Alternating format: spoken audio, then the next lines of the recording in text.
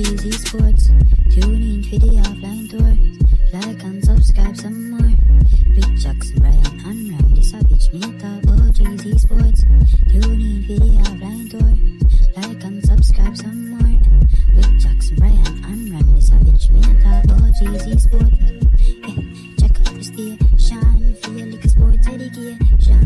Now the best news I come from GZ Sports. You know from. Tune in for the off. Like and subscribe, don't pause. Sometime me I wonder to us. Me talk about GZ Sports. Tune in for the offline tour. Like and subscribe some more.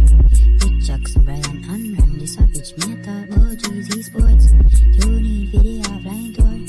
Like and subscribe some more. With Jackson, Brian and Randy Savage. Me talk about GZ Sports.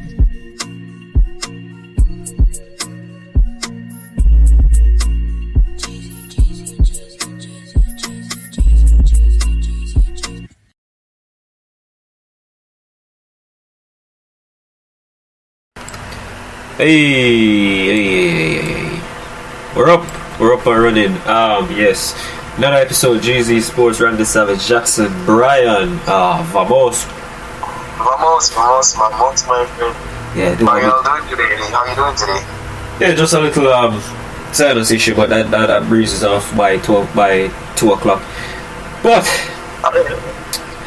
the World Cup is almost over. Third place playoff today. Croatia beating Morocco 2-1. Osic, fantastic goal. Bono couldn't keep it out. Morocco did very well. What are your thoughts on firstly the winners, Croatia, last year's runners-up, this year their third place? Croatia has certainly shown that you don't need to be a European giant, you don't need to be a footballing giant in order to get far into a World Cup. Sure, they have some quality players, but they're not the first team that comes to mind when you think of Europe. And for a country of about 4 million people or less to go to the World Cup 2 years, well not 2 years, 2 World Cups in the span of 8 years and finish 4th and 3rd respectively is absolutely amazing for them. I'm very proud of them as a nation. They've done really well, and I don't think that they'll be able to emulate the success though, considering that their main players will be retiring shortly. I don't think that they'll be available for the next World Cup, but you know, it's one to relish, it's one to table, because Croatia has really put their name on the footballing map. Yeah, and we're all gonna miss this team, as Jamaicans say, one bread bag. You know, Croatia is a very good team. You look at them, but as you said, most of their stars going away. Luka Modric and you know, even Perisic, Lovren to an extent. I have it here. Luka Modric, as someone said a few days ago, that when he's retired, he will be at the same table with Zidane, Pirlo, Gennaro Gattuso even. 850 games for club and country, 98 goals, 146 assists. Is he rightfully in that conversation as one of the best midfielders of all time? I think he creeps in there about just when you look at midfielders, you expect them to have crazy assist records, maybe even crazy goal stats as well.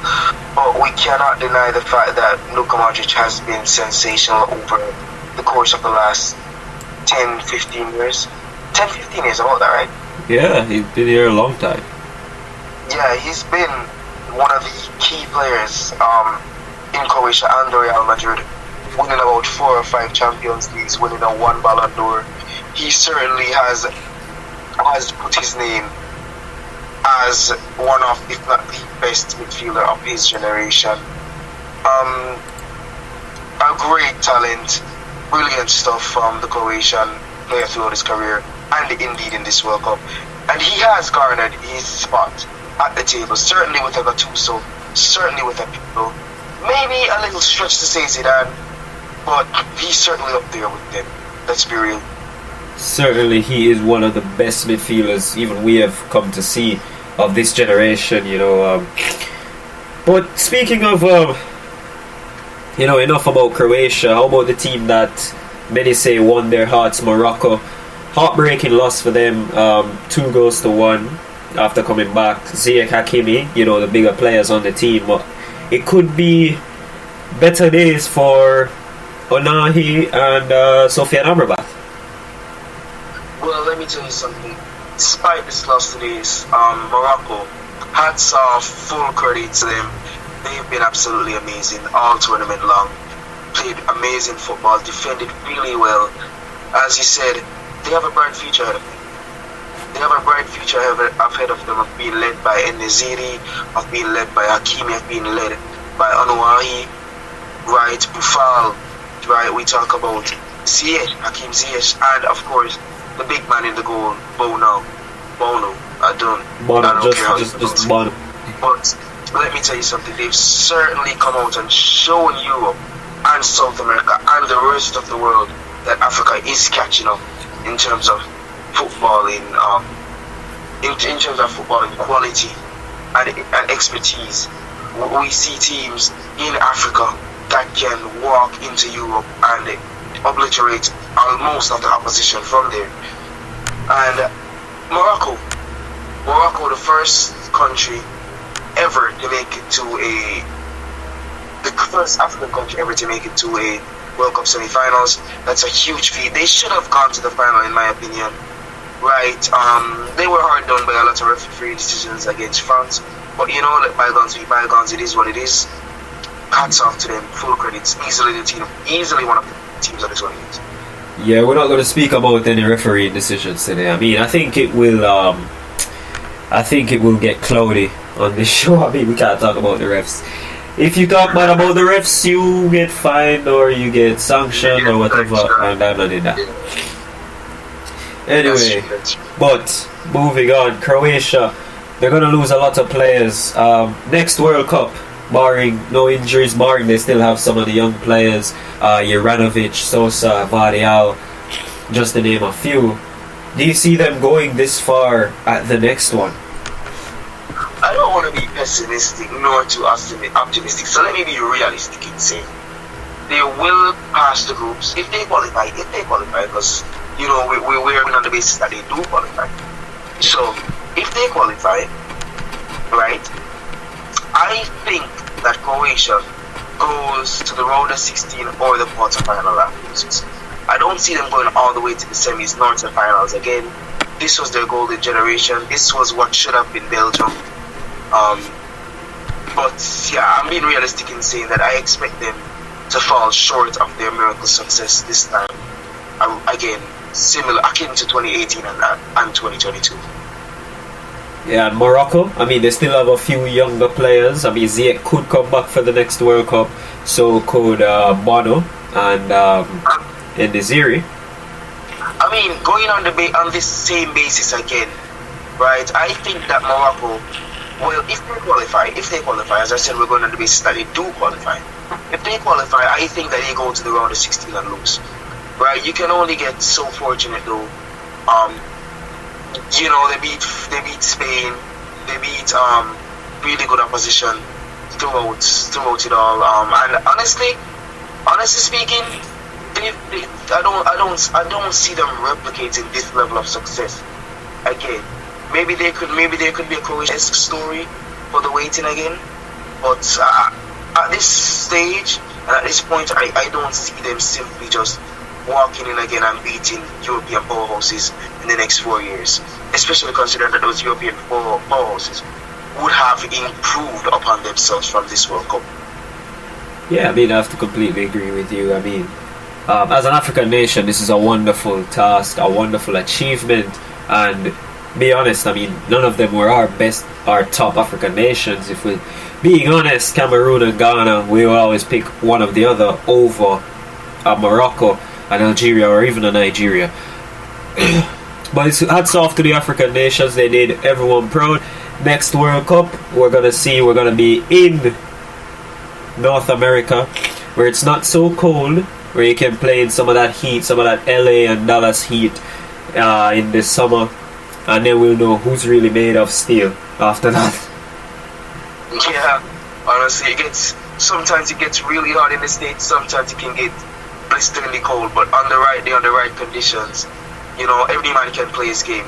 But let's see if they can handle the Texas Heat. Let's see if they can handle the LA Heat. Most certainly the CONCACAF players can, and they will, and the Africans, I believe, because they endure it literally all year round. So let's see what they can do. Let's see what they can do. I don't know if you saw this. I have to bring this into the show. The Melbourne derby in the Australian top division had to be abandoned today because some fans attacked one of the goalkeepers. I don't remember if it was the one from Melbourne Victory with I think it was a bucket. A bucket. I don't know how he got into the stadium with a bucket, but he got hit in the face with a bucket, and then all hell broke loose on the field. Violence in sports. I mean, this is more your alley. What are your thoughts on this?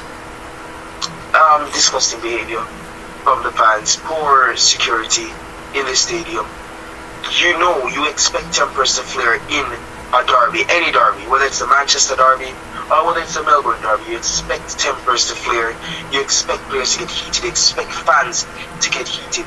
But what you don't expect a fan to come onto the field and assault a player and or officials.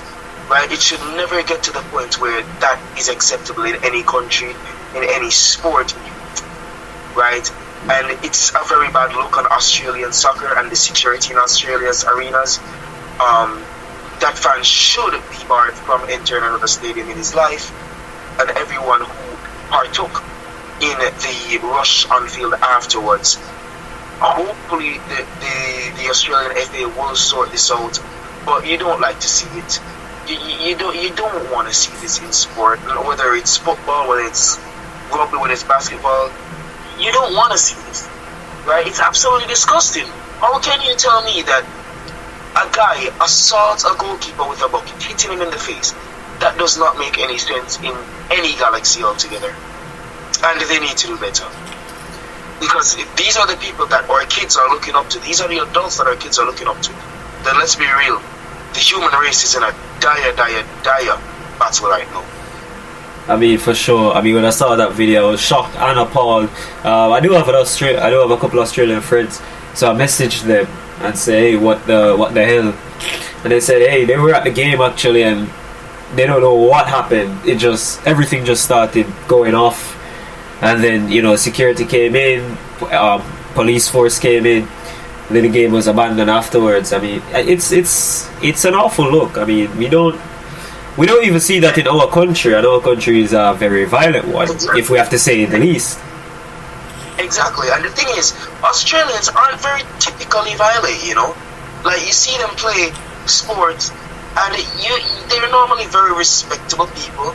They're normally very chill, right? They're normally just the vibe bringers. You don't see this happening. You expect to see this maybe in a English game, right? An English lower division game, or say, as you said, even in the Jamaica or Mexico. But you don't expect to see this in Australia, in a league that is heavily globalized. Yeah, globalized in the sense that the teams are well known all across the world. They have fans all across the world. They have publications, sponsorship brands. They have all sorts of different avenues and areas that they have spread over the world. This shouldn't be happening. I'm not saying that it doesn't happen. Of course it happens, right? It just doesn't happen as often in these countries. It just doesn't happen often. And for this to happen in a derby game, it certainly puts a bad light on Australia's football, no doubt. Yeah, it does, and I just think we have to bring that to the attention because we can't have this happening again. I don't expect it to happen in the near future, after one ban, then everyone gets really calm, they get chill, and life resumes as normal. But I just thought we had to bring that up. It shouldn't happen in the first place. We shouldn't even have to be speaking about it. But we have to move on, I'm glad that the authorities already got involved as quickly as they did, and we will have some resolve for that game. It's World Cup final tomorrow. France, Argentina. We have a certain celebrity supporting Argentina who usually when he supports a team it doesn't work out.